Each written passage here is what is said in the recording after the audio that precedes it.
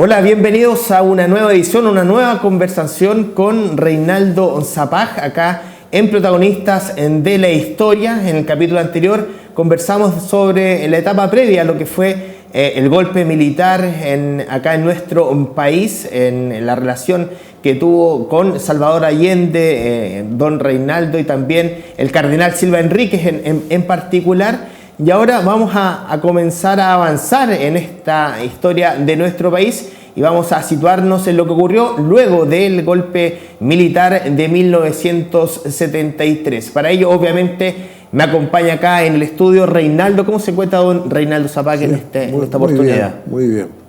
¿Qué le pareció las primeras conversaciones? ¿La ha podido revisar? Me ha sido... Bueno, estoy recorriendo mi vida y me siento entretenido, que mi vida ha sido entretenida.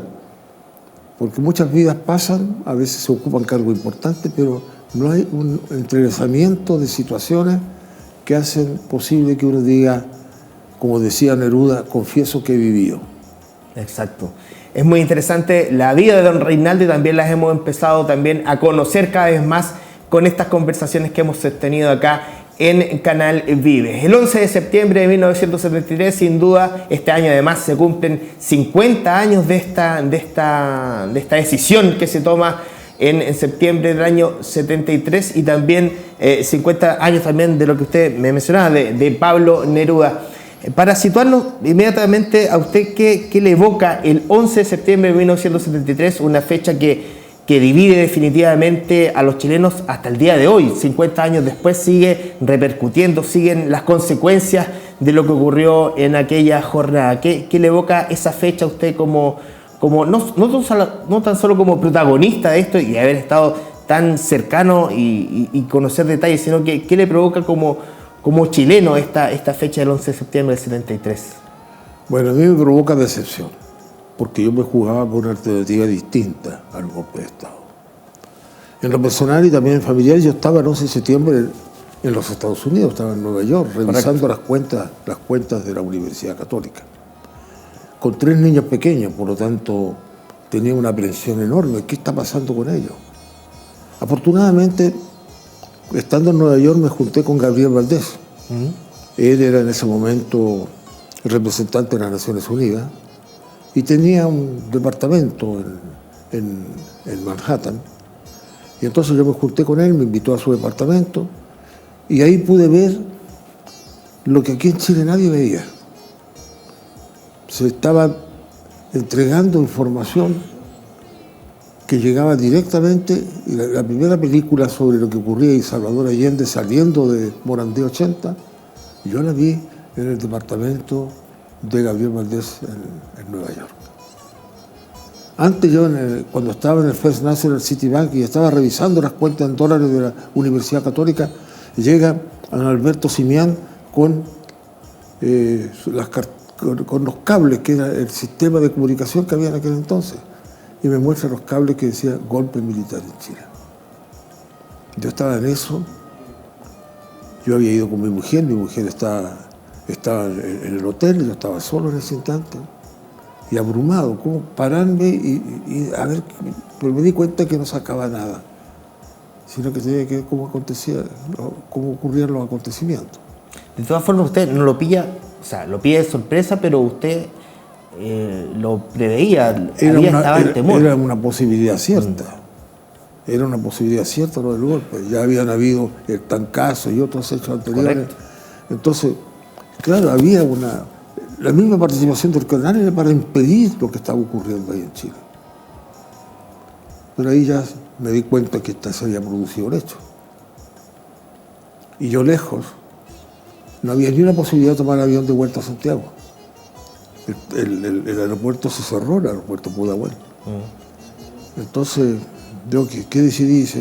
Decidí ir a ver a algunos amigos, decidí ver a Carlos Massad y a Jorge Caguas, que ellos estaban en Washington con cargos internacionales, 2 amigos míos. Y ellos estaban preocupados por Chile, pero además estaban preocupados de una cosa importante, es que en Chile no había alimentos. Y entonces, pero como el golpe de Estado fue muy bien recibido por el gobierno de los Estados Unidos, Y entonces ellos estaban ocupando cargos importantes en el Banco Mundial y en el Fondo Monetario Internacional. Hicieron todo lo posible para que ayuda, porque aquí había desabastecimiento total, no había pan. Y entonces no llegaban, no habían dólares para comprar trigo. Entonces ellos se preocuparon incluso de desviar barcos con la ayuda norteamericana para que barcos llegaran con trigo para que pudiese haber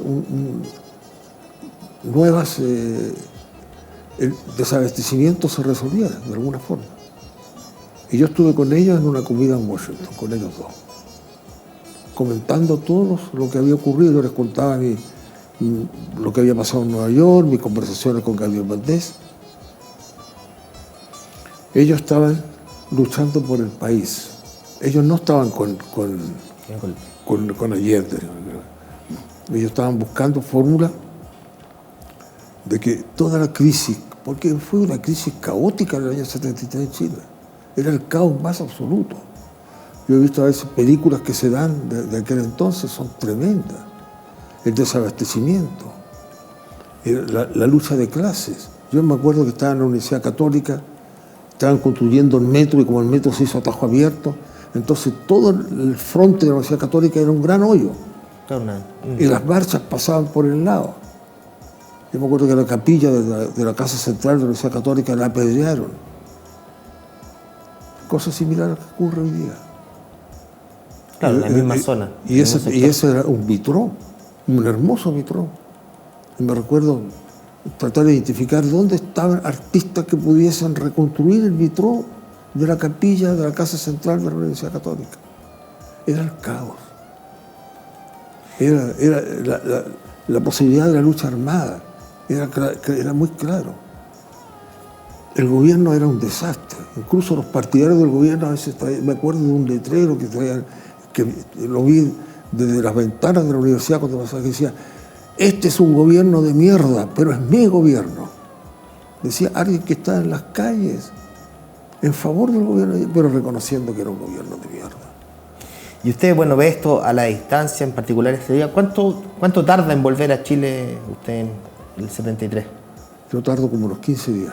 Ya. O sea, llegué a finales de septiembre. Pero mi gran preocupación eran mis hijos, mi mamá, viuda ya, en aquel tiempo, fue enviudó el año 70. ¿Qué pasaba con mi familia? Y además, ¿qué noticias habían de Chile? ¿Qué estaba ocurriendo en el país?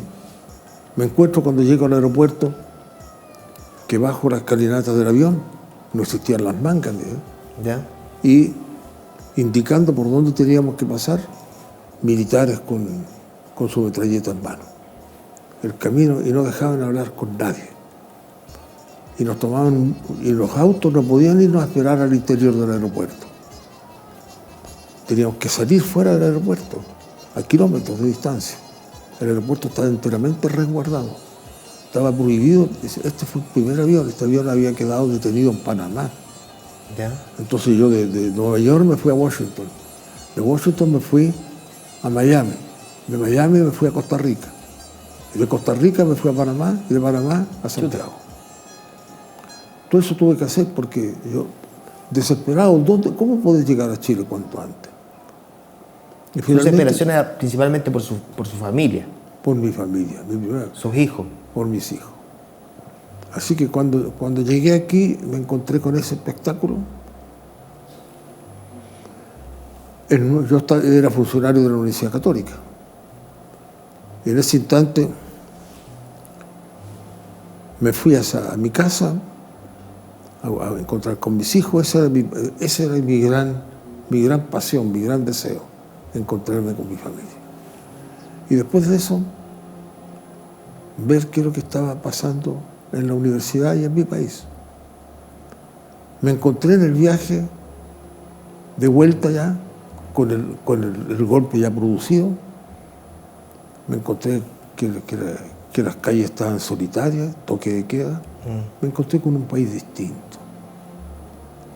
Así que llegué a mi casa y tratar de ubicar y hacer algunas cosas. Por ejemplo, me preocupé ya de recibir de que estaban los militares entrando en las casas y que me decían de que mi casa podía ser motivo de un allanamiento por haber estado en Cuba. Así que me preocupé de... ¿Usted temió ahí? ¿Sintió miedo, temor? Sí, pues. Sí, mucho temor durante mucho tiempo. Pero después me di cuenta de que mi temor era infundado porque mi amistad con el cardenal Silva era una herramienta muy poderosa. Claro. ¿Y ese temor cómo lo hacía para no transmitirlo a su familia, a sus hijos? No, sí, o sea, yo siempre, ellos saben de que yo me jugué por los valores, siempre luché en contra de la dictadura, claro que muy respaldado por el cardenal Silva Enrique. Ellos vieron de que yo tuve siempre una actitud donde no me importaba en demasía el caer preso. Yo no firmé la declaración que firmaron esos demócratas cristianos, la declaración que firmaron un poco al mismo día, porque estaba en Estados Unidos, si no yo había estado allí, claro, con Belisario Velasco, con Bernardo Leyton, con todos los que firmaron, tenía que estar allí. Pero estaba en Estados Unidos, con Mariano Luis Esquide. Mariano Luis Esquide dijo, cuando llega Reinaldo lo que hace es, va a distribuir la declaración a las embajadas y él se arriesga en hacer todas esas tareas. Lo declara en una entrevista que le hicieron hace poco por la televisión. ¿Y usted? Yo no claudiqué a mis principios, nunca. Y usted, bueno, estaba preocupado por su familia, después llega este temor que usted sentía, se aferra mucho, o su arma que tenía, en el fondo, su pilar era la figura del cardenal Silva Enríquez, pero usted tenía cercanos también, amigos. ¿Cómo vio esa situación de temor también por ellos? ¿Tuvo algún amigo que cayó preso, fue torturado? No sé. Yo tenía muy buenos amigos a Sergio Vitar y a Pedro Felipe Ramírez, que en el momento del golpe eran ministros de Estado, de la vivienda y minería, y me habían ayudado en la Universidad Católica. Por ejemplo, yo pedí que la minería tenía todos los abastecimientos de combustible, yo necesitaba combustible en la universidad para el hospital, y me entregaron combustible de forma privilegiada. Yo tenía amistad con ellos. Sergio Vitar había sido yo presidente del Centro Alumno de Economía y él de Ingeniería. Teníamos muy buena relación. Pedro Felipe Ramírez también ingeniero de la Universidad de Chile. Teníamos muy buena relación y nos ayudamos mutuamente. Con Sergio Vitar más todavía, porque Sergio Vitar era sirio y mi padre y el papá de él habían sido conocidos en Homs, porque los dos son homsienses. Así que con ellos intercambiamos opiniones. Allí entonces supe de que lo que estaba ocurriendo, especialmente por Pedro Felipe Ramírez, que tenía un pariente que vivía al frente de mi casa, en un pasaje, en calle Eloísa Díaz, en Las Condes. Y él se fue a esconder a mi casa. Además necesitaba comunicarse y yo le prestaba mi teléfono, con el cual él se comunicaba. Y allí entonces llegué a la conclusión que yo tenía que quemar todo lo que había traído de Cuba. ¿Quemar? Quemarlo, así que los quemé en el patio de mi casa. La única cosa que no quemé y todavía la tiene un hijo mío de recuerdo es la declaración de La Habana con la voz de Fidel Castro, que se pudo esconder. Ese todavía está. Una declaración muy hermosa, está por el original, regalado por Fidel Castro. ¿Cómo se toma una decisión tan drástica de llegar a ese punto, de quemar lo que traía de Cuba? ¿Cómo llega usted a tomar esa decisión? Pero si yo estaba viendo todos los días, y el cardenal también me comunicaba todo lo que él estaba viendo, cuando fue él al Estadio Nacional y ver la cantidad de miles de presos políticos. La gente estaba toda temerosa. Cualquier contacto que se hubiese tenido con la gente de izquierda, con la Unidad Popular o con Cuba, era una cuestión dramática. La persona todos temían por su vida. Uno veía que mis tías monjas me contaban cómo recogían a muertos en el Montijo, aquí donde ellas estaban trabajando con la gente pobre, y cómo recogían a muertos o heridos que estaban que los tiraban al Mapocho. Ellas mismas los escondían en sus casas. Una de mis tías monjas, muy vinculada a los sectores populares, llega un día a mi casa y me dice: necesito que me regales tu mejor terno. No me preguntes porque yo no te voy a decir para qué. Solamente regálamelo con corbata, con todo. Más o menos la persona a quien le tengo que entregar todo esto tiene una talla muy cercana a la tuya. ¿Sí? Así que se lo regalé. Y después de esto me acuerdo y me dice, resultó, me dijo, se había conseguido también con alguien cercano a la congregación, era una congregación muy compicua, del amor misericordioso, en la cual la superiora era una sobrina del cardenal. Se consiguió un Mercedes-Benz y a uno de los que estaban en la búsqueda por parte de los militares, le ponen mi terno y le mandan el Mercedes-Benz en una embajada donde se hacía celebración del día de la embajada. Al verlo llegar con las banderistas del país, y llega, lo dejan entrar, y cuando entra dice, estoy siendo buscado por la policía chilena, y le dan entonces el asilo político. Y así salvó su vida. Yo eso lo veía todos los días. Todos los días. ¿Y usted se lo transmitía todo esto, me imagino, al cardenal? Y el cardenal...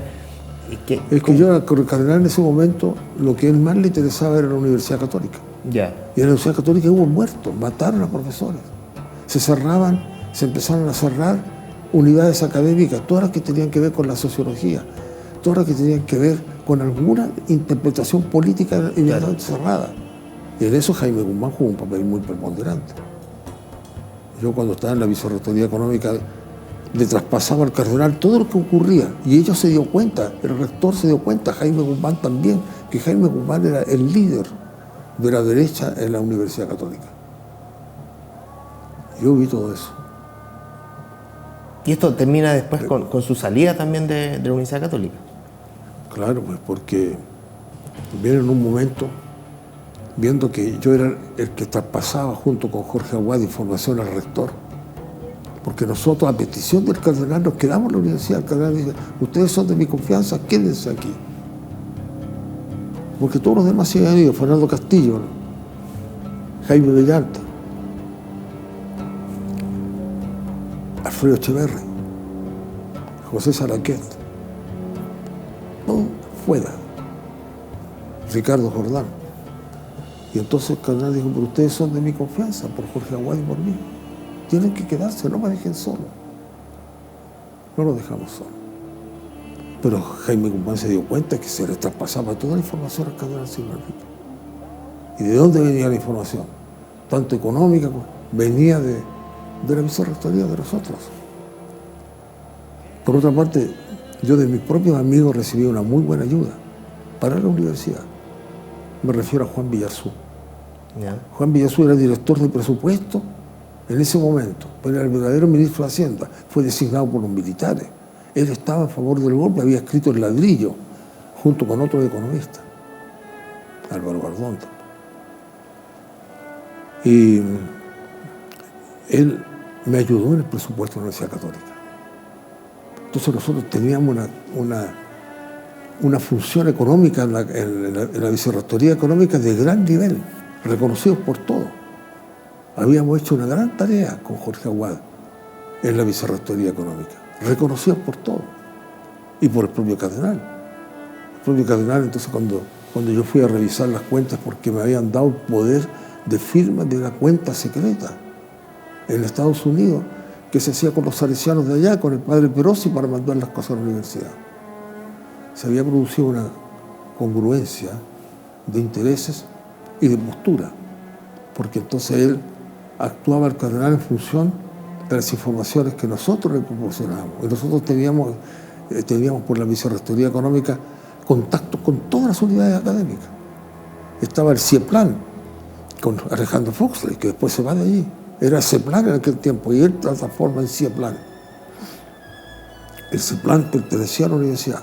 Cuando se retira, Foxley forma el CIEPLAN, que existe hasta el día de hoy. Fue un tiempo muy doloroso, lleno de malas noticias todos los días. Se cerraba tal o cual cosa. Yo había sido asesor de todos los sindicatos bancarios, sindicato de la Lord Cochrane, que pertenecía al Mercurio. Había un gran temor que la Lord Cochrane, que pertenecía al conglomerado del Mercurio, hubiese una huelga de los trabajadores.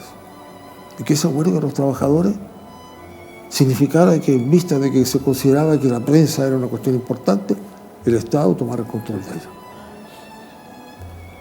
Se acerca el sindicato, cuyo asesor legal era don Eduardo Long Alessandri, gran sindicalista, yo diría uno de los forjadores del sindicalismo chileno, y que me había visto cómo yo asesoré al First National Citibank, de aquí de Chile, que está ubicado en Calle Bandera.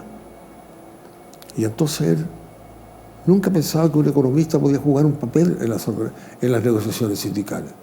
Pero cuando me vio hacer el planteamiento con conocimiento económico y se dio cuenta de que aquí era absolutamente imprescindible las negociaciones con la empresa, no solamente el abogado, sino que también el economista. Y así él me llama, Eduardo Long, para participar en la Lord Cochrane. Me llama Renán Fuentealba antes que fuese reemplazado por Patricio Aylwin, el presidente de la Democracia Cristiana. Y Renán Fuentealba me dice, tú no puedes aceptar ser asesor económico de la Lord Cochrane. Lo que va a ocurrir es que esto va a llegar a manos del Estado y con eso van a ir al Mercurio. Ese es el objeto de ellos, la cadena del Mercurio. Había un letrero que decía, la papelera no. De que impedir que la papelera pasara a manos del Estado, porque si había una huelga, había un resquicio que venía de los tiempos de la crisis de los años 30 que permitía al Estado asumir el control de las empresas. Y ese fue el resquicio que utilizó el gobierno de Allende para hacerse cargo industrialmente de muchas empresas. Renán Fuentealba me dice, un demócrata cristiano no puede estar en eso. Renán Fuentealba no tenía una actitud tan negativa como otros en relación con el gobierno de Allende. Eran los que estaban por el plebiscito. Para mí fue muy difícil, porque me dijo, no puedes aceptar una orden de partido, en el cual en ese momento era mi partido del alma. Converso con Eduardo Long y con los dirigentes sindicales y dije que hay un temor. El temor del Partido Demócrata Cristiano es que este sea la punta del iceberg para la papelera, para el Mercurio, para la libertad de prensa, que ya estaba bastante disminuida. Viene Eduardo Long con el sindicato y me dice, ¿quiere confiar en nosotros?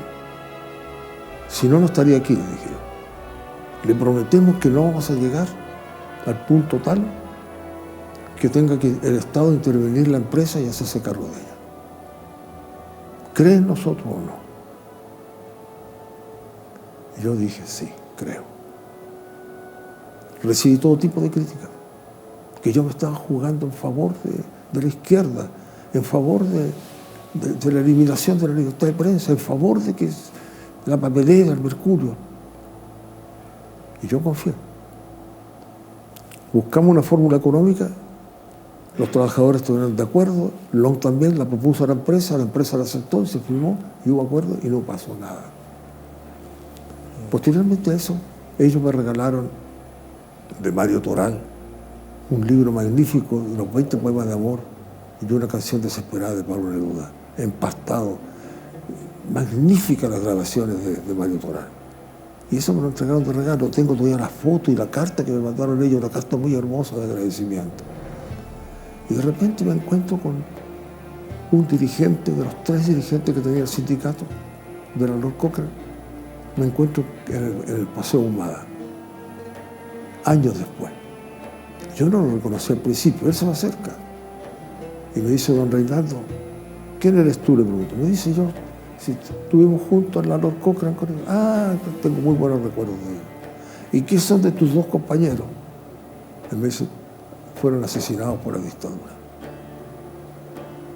Ese recuerdo, eran comunistas. Yo tengo ese recuerdo. Positivo por un lado, cumplieron su palabra. El cardenal también confiaba en los trabajadores, pero por otro lado la ciudad. Ese era el ambiente que se vivía en el país. En la universidad, tanto en la Facultad de Economía de la Universidad de Chile, también, y lo otro en la Católica.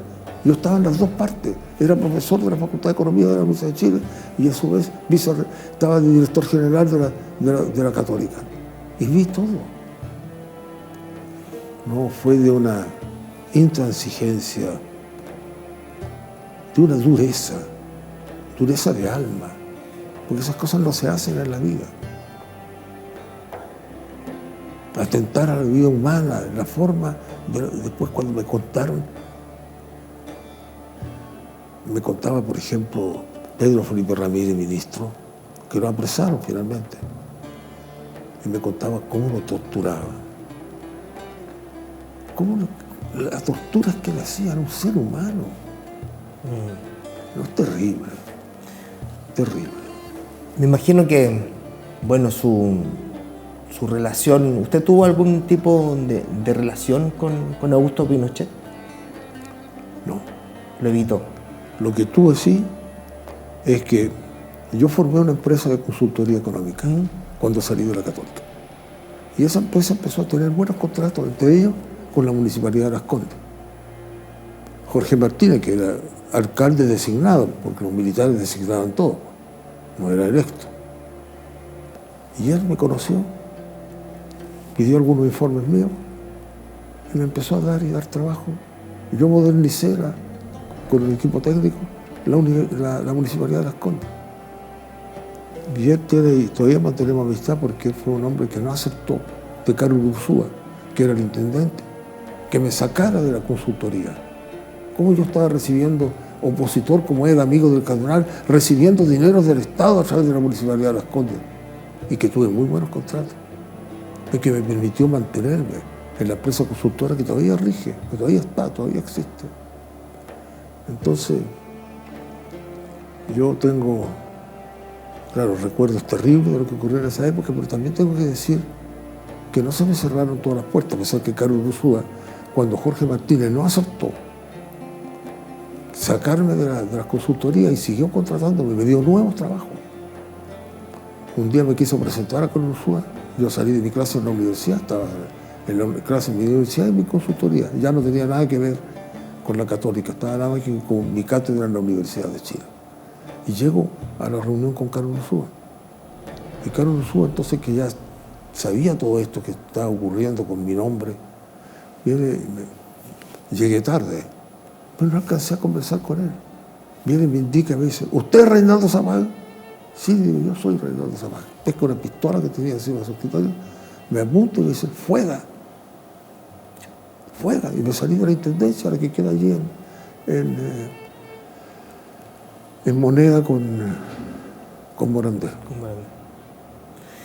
Y usted, bueno, mantenía distancia, pero ¿cómo veía las primeras decisiones económicas que empezaron a adoptar el gobierno militar? ¿Cómo las proyectaba a esa altura, ya cuando ellos ya están en el poder? Es que mira, ellos lograron éxito económico, pero moralmente ese éxito económico, jugando con la pobreza de la gente, ¿hasta qué punto es válida y es ética? Eso jugaba en contra de mis principios. Yo tengo un libro escrito sobre eso, que me refiero al papel del cardenal Silva, cuando yo le contaba todas estas cosas que conversamos, porque siempre me consultaba cómo ves la economía del país, siempre se interesó por la economía del país. Usted le planteaba esto, que era exitoso, pero éticamente no correcto. Exactamente. ¿Se puede conseguir el éxito a cualquier precio, ¿no? Jugando con el ser humano? Yo creo que no. ¿Y el cardenal qué le respondía? ¿Cómo lo recibía él? Lo recibía muy bien y le servía para incluso él mismo identificar lo que estaba ocurriendo con el Evangelio. y por lo tanto él siempre hacía sus homilías, sus escritos, dentro de la iglesia y también externamente, lo hacía en función de las percepciones que él tenía de lo que estaba ocurriendo, pero mirando siempre el Evangelio. E hizo grandes aportes, cardenal. Y ayudó en muchas cosas. Creó él la financiera de interés social, Fintesa. Y yo llevé a almorzar a Álvaro Bardón, que había sido compañero de universidad. Él ya se había dado vuelta, era pro-militar. Yo mantenía mi postura. Y en ese instante teníamos muchas dificultades para operar en crédito a las cooperativas campesinas y a las cooperativas agrícolas. Entonces, Bardón me dice, mira, la única manera es que ustedes adquieran una institución financiera que funcione a través de la Superintendencia de Banco e Instituciones Financieras. Almorzamos juntos con el cardenal.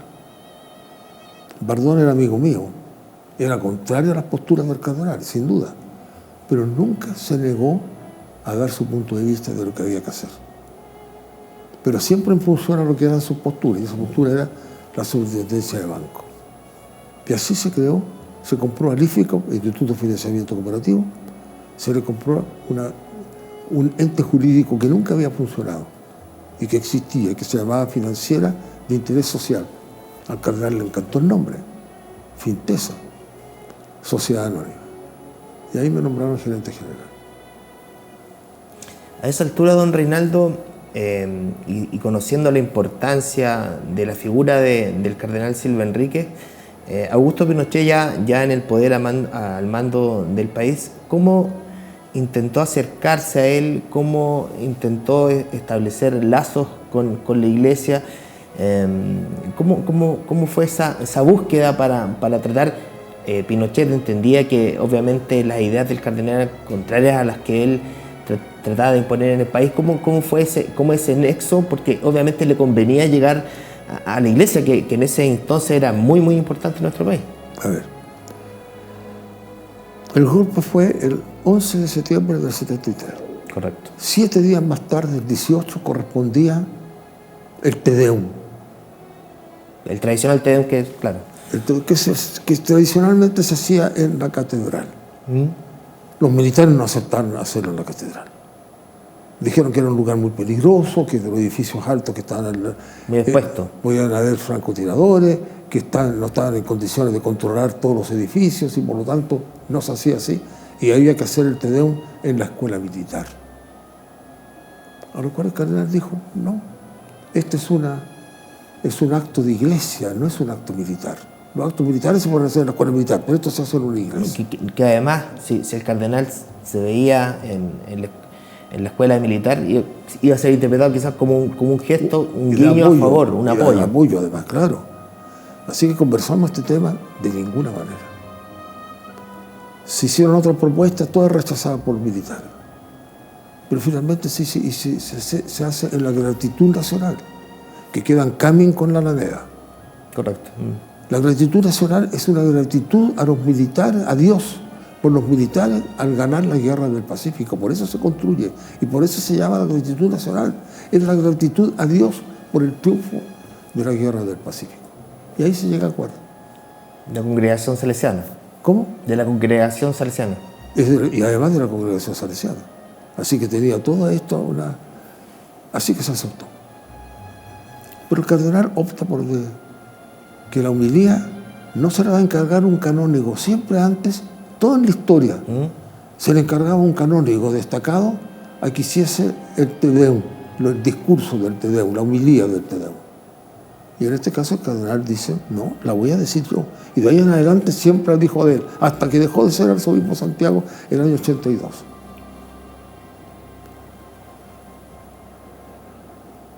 Ahí le mandaba los mensajes. Y que nadie nos prohíba amar, mis queridos hijos, porque para eso hemos nacido, para eso el Señor se ha humanizado, se ha encarnado, para enseñarnos hasta dónde llega el amor de Dios. Nos ha dado a su Hijo primogénito y Él ha dado todo lo que tenía. Pinochet se dio cuenta desde la primera homilía. ¿Qué es lo que le estaba diciendo el cardenal cuando le dije que aquí hay un alma de Chile que hay que respetar? Y el alma es la democracia, el alma es el respeto, el alma de Chile es la dignidad de las personas. Y eso empezó a ser una tónica permanente. Y entonces todas las homilías le mandaban los mensajes en función del Evangelio. El mensaje quizás no del 73, sino que el del año siguiente, el del año 74, fue muy directo.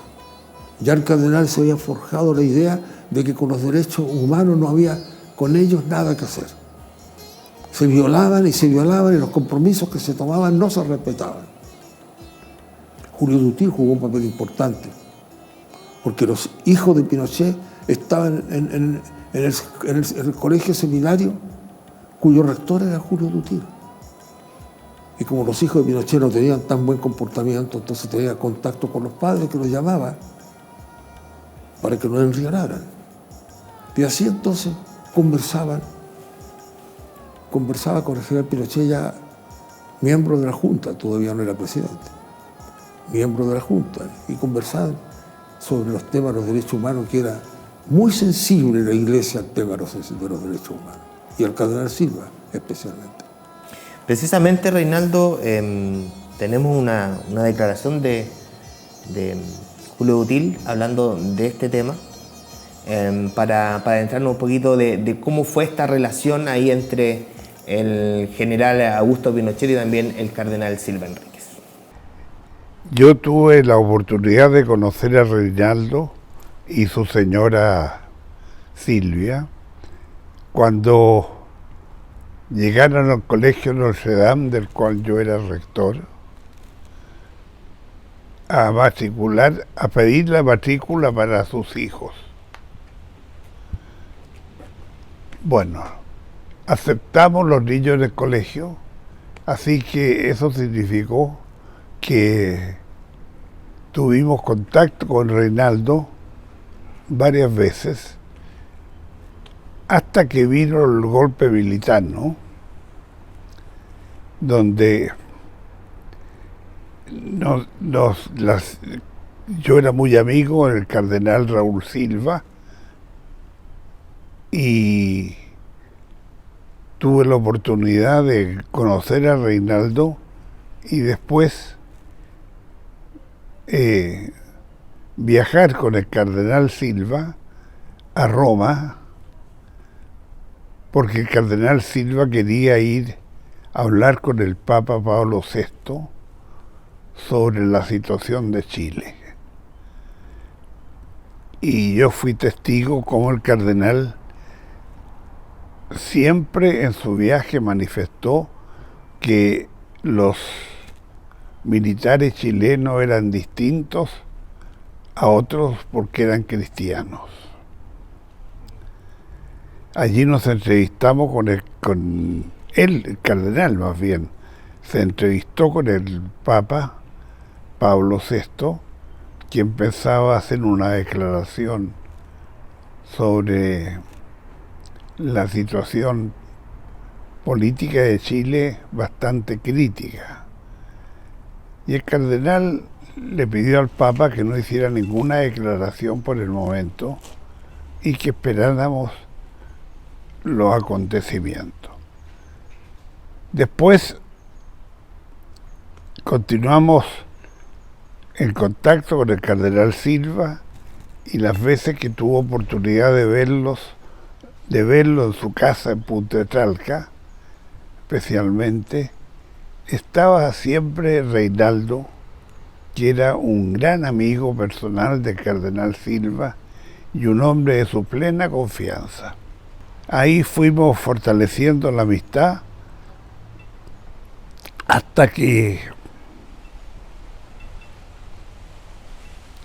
nos separamos un tiempo, nos dejamos de vernos, hasta que nos volvimos a encontrar en la parroquia Santa María en Las Condes, de la cual yo era párroco, y Reinaldo iba a misa con su señora y algunos de sus hijos. Ahí tuvimos oportunidad de vernos más a menudo. Teníamos un amigo en común, el padre Juan Bacá, y yo la impresión que tuve siempre de Reinaldo era la de un hombre muy cristiano, muy comprometido con la iglesia, ya lo dije, muy amigo de confianza plena del cardenal Silva. Así que yo lo único que podría decir de él que le tengo una gran admiración. La figura del cardenal, yo te podría decir como testigo ocular, al principio fue de mucho respeto, de mucha confianza, la que se fue poco a poco perdiendo a medida que se fue informando el cardenal de los abusos que se producían. Lo acompañé 2 o 3 veces a la casa de Augusto Pinochet a comer. Comíamos su señora, el Augusto, y una conversación muy franca. El cardenal le expresaba lo que él sabía y tenía informaciones de los hechos que se estaban realizando, y también Pinochet, por su parte, trataba de contradecirlo, pues, hasta que se fue poco a poco deteriorando esa capacidad de diálogo, porque intervenía Pinochet y intervenía la señora, la Lucía, y el cardenal me dijo: mira, no vale la pena ya, no vale la pena. No, estos militares no creen y no quieren creer. Así que se distanció el cardenal de su contacto más íntimo con Pinochet, y como te decía, se polarizó, se orientó a la creación del Instituto de Humanismo Cristiano. Reinaldo, usted me comentaba entonces esta relación que tenía Julio Dutil, esta casual, en el fondo, por la cercanía de los hijos de Augusto Pinochet. Obviamente ahí Pinochet se da cuenta de esta relación estrecha que tenía, de este lazo que podía llegar al cardenal Silva Enríquez. ¿Usted cree que en el fondo fue una estrategia también de Augusto Pinochet para poder llegar a él? A ver, ¿de qué se preocupaba Pinochet en ese instante? Que la Iglesia y el Santo Padre no hiciesen declaraciones en contra de su gobierno. Y él se enteró, Pinochet, de que Pablo VI en la bendición de los domingos, él hizo una advertencia de lo que estaba, pidió que se orara por Chile y habló de la violación a los derechos humanos. Pero después de eso, Pablo VI tenía preparado un documento oponiéndose al gobierno chileno por la violación de los derechos humanos.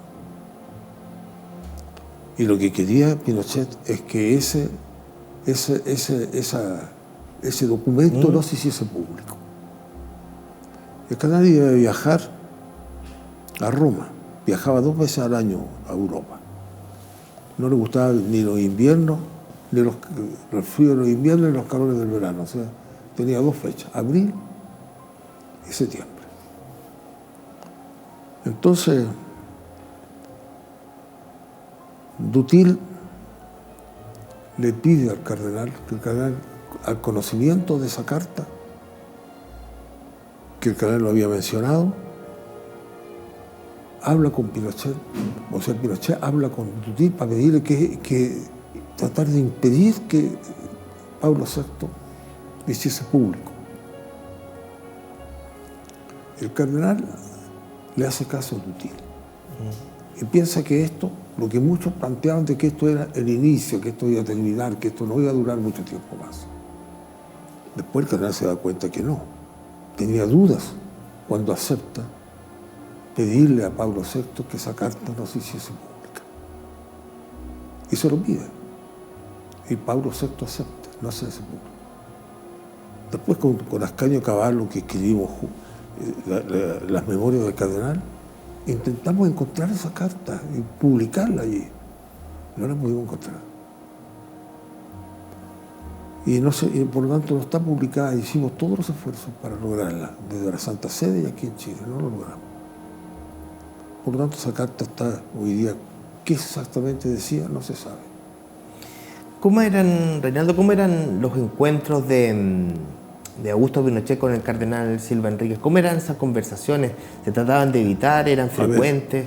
¿Quién las planteaba? Las conversaciones que tuvo Allende con el cardenal eran fluidas. Hasta tal punto de decir lo que yo te comentaba anteriormente, no he tocado la iglesia con el pétalo una rosa y la escuela, la ENU quedó fuera de contexto. Con Pinochet las cosas eran distintas. Pinochet vio al cardenal como una figura que representaba la oposición a su gobierno. Y era cierto. Era una oposición, pero era una oposición moral, no política. Por lo tanto, él se preocupó por las homilías, que eran las homilías que se transmitían por la televisión y por la radio. Después impidió que se hiciese Pinochet. Pues no quería que se escuchara la voz del cardenal. El cardenal mismo se dijo: yo voy a ser la voz de los sin voz.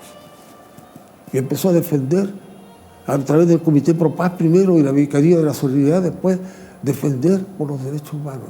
Entregó todo su poder, el poder de la Iglesia, en defensa de los derechos humanos, no de oposición a Pinochet, porque él siempre pedía la conversión del alma, la conversión de los espíritus, para que el gobierno buscara caminos de paz, de entendimiento, de justicia, y no de atropello y de abuso y de muerte. Se jugó siempre por eso. Por cierto que no le fue fácil el entendimiento con Pinochet en ese contexto. Porque si uno ve al otro como un enemigo, y el cardenal veía a Pinochet que no había forma de convencerlo, que tenía que tener acciones distintas, no hay entendimiento. No se produce un entendimiento. ¿Acaso lo estamos viendo hoy día en la política chilena, que no hay entendimiento? También en ese momento entre el cardenal y el jefe de Estado no había entendimiento. De eso se convencieron los dos, el cardenal y Pinochet. Quizás uno de los hechos es que cuando se iba a hacer un congreso eucarístico, se iba a hacer en Maipú, se iba a la clausura. Entonces el cardenal Silva opta por cosa que Pinochet sabía, de que iba a hacer la petición. ¿Y qué petición le iba a hacer el cardenal a Pinochet? Que dejara entrar al país a Andrés Saldívar, que había viajado a España, y le impedían el ingreso a Chile. Le habían puesto una famosa L en el pasaporte, en el cual no lo dejaban entrar en el país. Pinochet, ¿cómo supo esto Pinochet? El cardenal sospechaba que sus conversaciones en su escritorio, en los lugares que él atendía público, eran escuchadas a través de intervenciones. Yo me acuerdo cuando iba yo a conversar con el cardenal, colocaba música clásica, colocaba alto y nos acercábamos para conversar, para de tal manera que la música se confundiera con nuestras voces y que fuese más difícil el poder separar. Hoy día creo que eso es más posible, pero en aquel tiempo no era posible. Claro. Limpiar el audio, dice usted. Exactamente. Sin embargo, se dio cuenta cuando fue a hablar a Pinochet y lo invita a la clausura, que él viene y le dice, cuando el cardenal dice, pero además de esta invitación, quiero hacer una petición.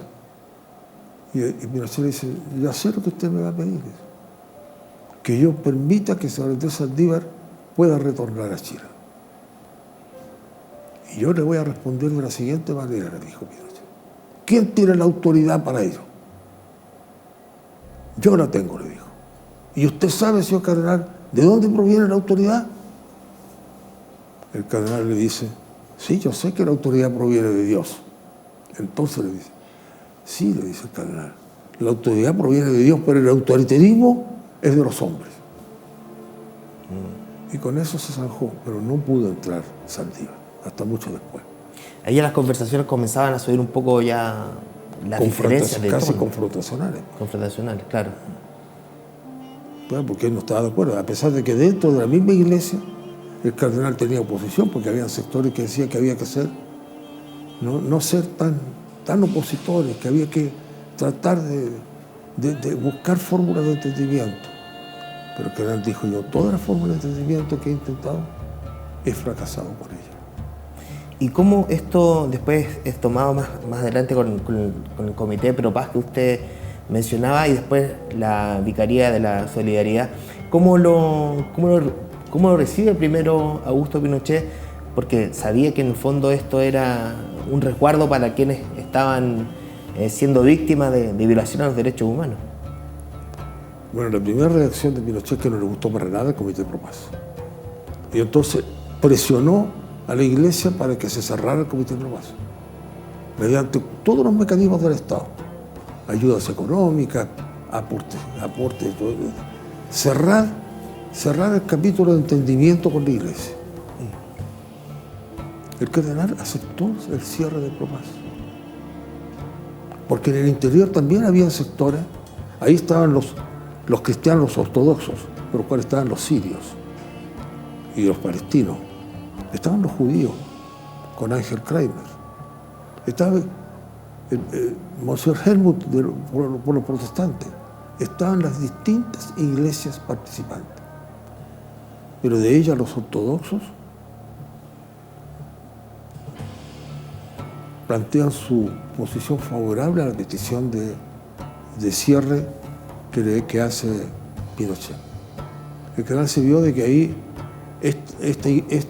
este conglomerado ecuménico para la defensa de los derechos humanos no iba a seguir funcionando, entonces dice la Iglesia Católica. Y el Comité Pro Paz se transforma en la Vicaría de la Solidaridad, vicaría dependiente del arzobispo de Santiago. O sea, decía claramente yo, el cardenal. Allí contrata abogados y busca todos los mecanismos posibles para la defensa de los que estaban perseguidos por la dictadura. Abogados que después también son perseguidos. Son perseguidos, claro. Hoy día yo he algunos escrito, asesinados incluso. Exacto. Yo he escrito cartas ahora que me han pedido por la presidencia de la Corporación Cardenal del Pueblo que yo presido, en honor al cardenal, para hablar a favor de ella, para que le den el premio de los derechos humanos y que haya un aporte económico también a aquel que lo recibe. Así lo he hecho. Pero ahí ya la cuestión era definitiva. El cardenal decide otro gesto hermoso. El Palacio Arzobispal, que está ahí en la Plaza de Armas, en la hora catedral, lo transforma en la sede de la Vicaría de la Solidaridad. O sea, diciendo: miren, todo mi respaldo está aquí, está en esto.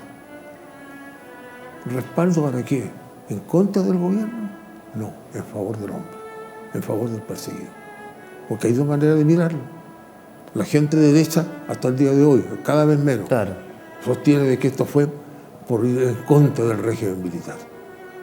Y el cardenal siempre dijo esto en favor, solidaridad humana. Son dos miradas. Y yo obviamente me quedo con la mirada de la solidaridad humana porque lo conocí al cardenal, conocí su alma. Y el cardenal obviamente tenía ahí acceso directo a todos estos casos que se iban denunciando, todas estas situaciones horribles que se iban viviendo en nuestro país. Él sentía, ¿cuál era su sensación para poder expresarla?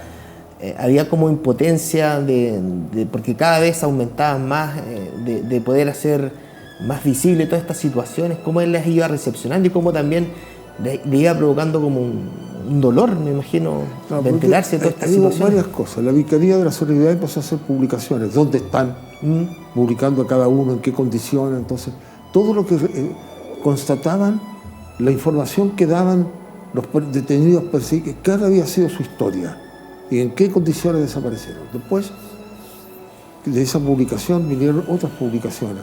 Mucha gente empezó a escribir.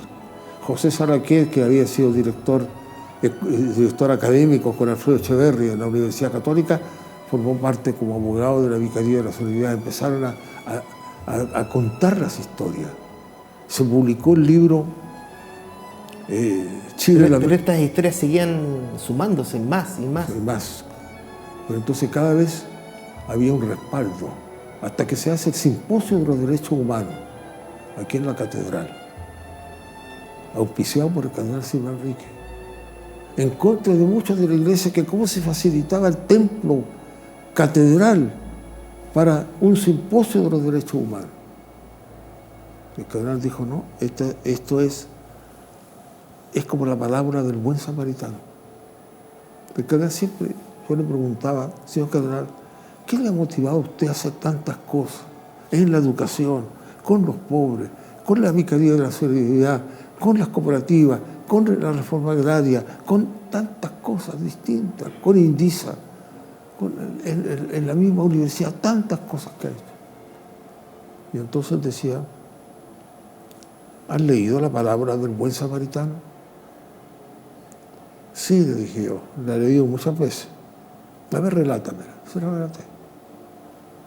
En donde había un señor viajero que iba de un lugar a otro, es asaltado en el camino, le roban, lo maltratan, lo dejan malherido, y después entonces pasa por ese camino un sacerdote. El sacerdote se va por el lado, mira todo esto y pasa de largo. Estaba derrotado, perseguido, torturado en el suelo, y el sacerdote pasa de largo. Pasa después un escriba, como un académico, una persona de conocimiento intelectual, y hace lo mismo. Ve todo esto y no acoge ni recoge al caído. Y después pasa un samaritano, que para los judíos Samaria es un lugar que es como el lugar más despreciable de Israel, Samaria, de los judíos de aquel entonces. Y él se compadece, se baja su cabalgadura, lo toma, lo pone encima, lo lleva a la primera hospedería, le cura sus heridas como puede él, y después en el hospedaje síganle curando las heridas. Les dejo este dinero y si les falta, a la vuelta yo les doy.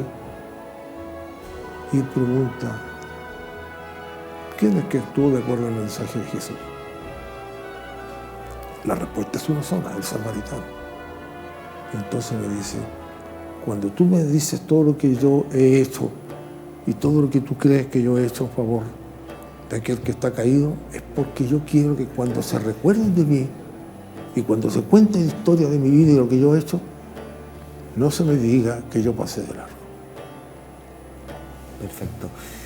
Seguimos entonces repasando las historias que nos relata don Reinaldo Zapá con esta década del 70 ya, adentrándonos en lo que fue el golpe militar y también la aparición, el protagonismo que tomó el cardenal Silva Enríquez con el Consejo de Propaz y también después el Comité de Propaz y después la Vicaría de la Solidaridad, que fuera tan importante para quienes habían sido víctimas y fueron víctimas de las violaciones de los derechos humanos. Vamos a cerrar este capítulo 4 de Protagonistas de la Historia y lo vamos a dejar invitado desde ya para la próxima semana para seguir repasando lo que ha sido la historia también de nuestro país en las últimas décadas. Por nuestra parte nos despedimos y los dejamos invitados para la próxima semana.